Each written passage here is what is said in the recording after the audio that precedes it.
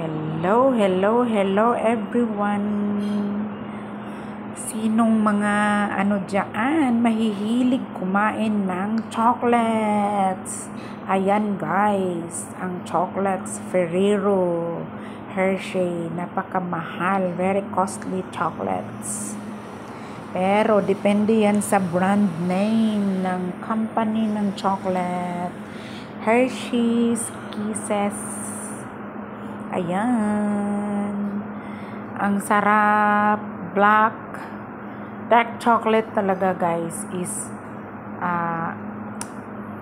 costly talaga yan. Most of the chocolates, basta black chocolates or dark chocolates, is high in benefits for our health, for our heart, and it gives us happiness. So, ang chocolate talaga guys, ay mahal talaga yan.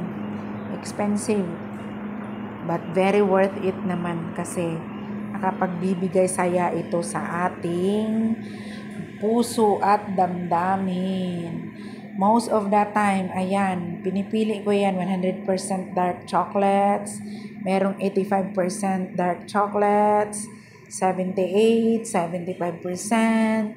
Basta, dark chocolates guys, it's up to you. Mamili ka lang ng medyo affordable. Pero most of the time talaga, expected that it is costly.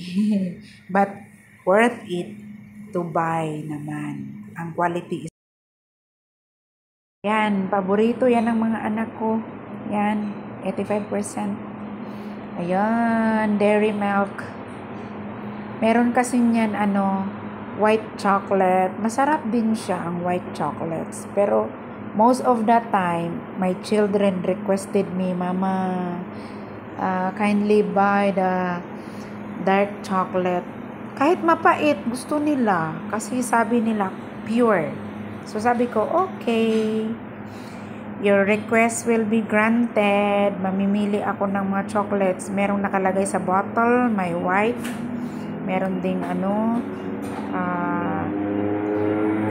parang may marshmallows sa loob. Meron ding parang rainbow candies.